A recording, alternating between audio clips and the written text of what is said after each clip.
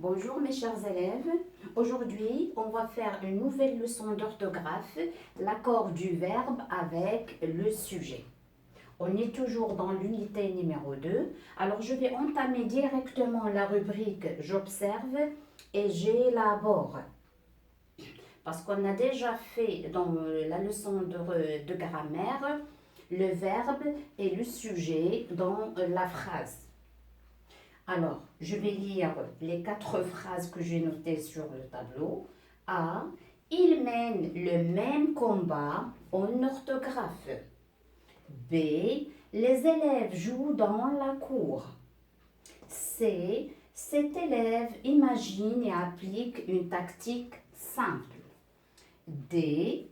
Omar et Nicolas sont de bons amis maintenant. La première question, remplace le pronom de la phrase a par tu et refais la phrase. Donc, je reviens à la première phrase.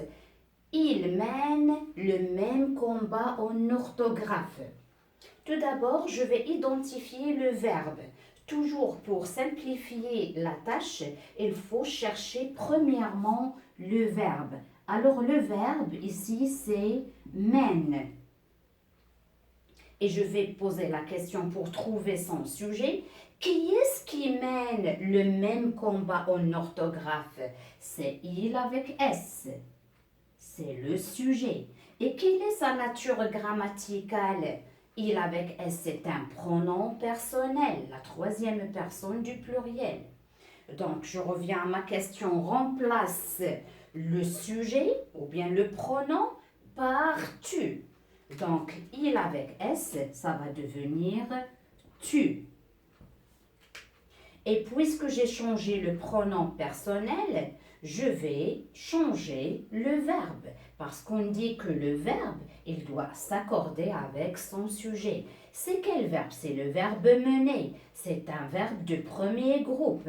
Et pour le conjuguer, comme on a vu dans la conjugaison, les verbes du premier groupe, on enlève le ER au présent et on ajoute la terminaison qui est E, ES, E, ONS, EZ, ENT.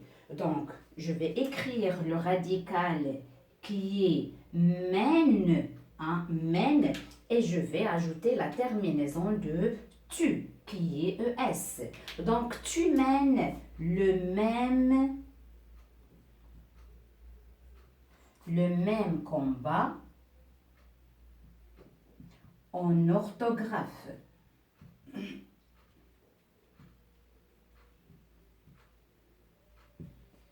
C'est bon? Maintenant, je passe à la question suivante. Quel est le sujet du verbe de la phrase numéro B, mets-le au singulier? Je relis la deuxième phrase. Les élèves jouent dans la cour. Les élèves jouent dans la cour. Toujours la même question. Je cherche le verbe, c'est le verbe jouer. Je pose la question pour identifier le sujet en posant la question qui est-ce qui? Alors, qui est-ce qui joue dans la cour? Ce sont les élèves. Donc, les élèves, c'est le sujet du verbe joue. Quelle est sa nature grammaticale? Alors, on a les, c'est un déterminant, c'est un article défini, plus nom élève. Donc, ici, le sujet, c'est un groupe nominal. Alors, je vais le mettre au singulier. Les élèves au singulier, comment il va devenir? Alors, comme on a vu dans les articles définis, on a vu le, la et l'apostrophe les. Leur pluriel, c'est les. Alors, puisque j'ai ici les, le sont singulier, soit le, soit la.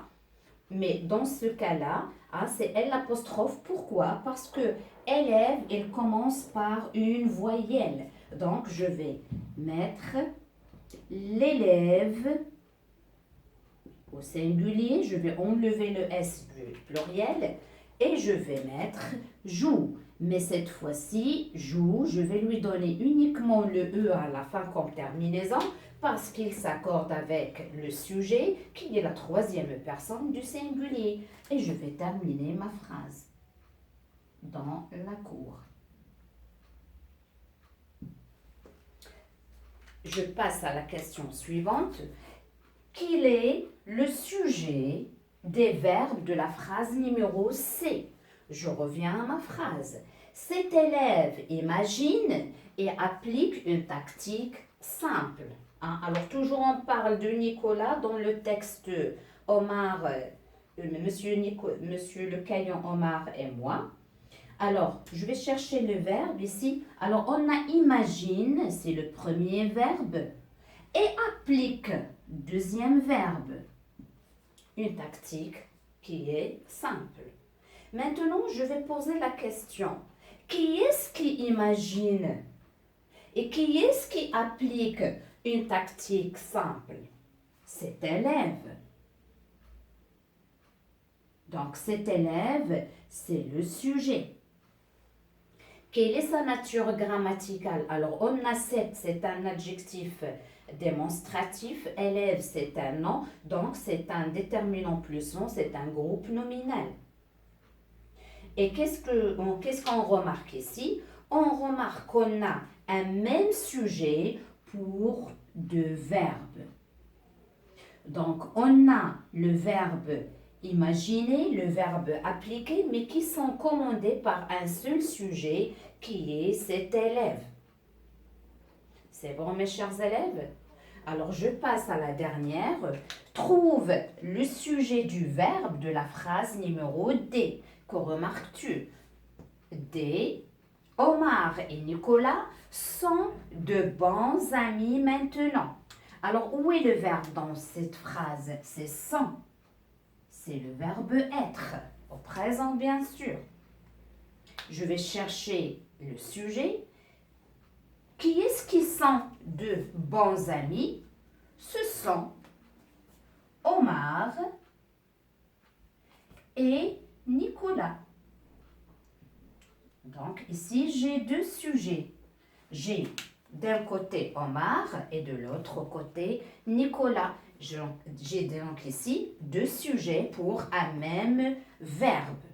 C'est ça, hein, que remarques-tu? Alors, on remarque que parfois, il y a des verbes, hein, un seul verbe qui est commandé par plusieurs sujets.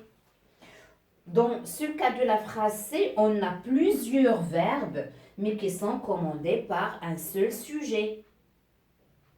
Donc, récapitulant notre leçon d'aujourd'hui, l'accord du verbe avec le sujet, on peut dire que le verbe, il s'accorde toujours avec son sujet. On a vu le sujet dans la leçon de grammaire, il peut être un déterminant plus nom, c'est-à-dire un groupe nominal. Il peut être un nom propre. Il peut être un pronom personnel, comme il peut être un verbe à l'infinitif. Mais ce qui est plus important, c'est que le verbe, il doit s'accorder avec son sujet. Toujours, hein? Toujours. Et pour l'appliquer, il faut apprendre votre conjugaison. Qu'est-ce qu'on remarque? On remarque aussi qu'on peut avoir un sujet pour plusieurs verbes. Ici, on a deux, on peut avoir plusieurs. Et parfois, on peut avoir plusieurs sujets qui commandent un seul verbe. Alors, mes chers élèves, j'espère que cette leçon, elle sera un peu compréhensible et par la suite, vous allez voir une vidéo sur les exercices du fichier. Au revoir, à la séance prochaine. Merci.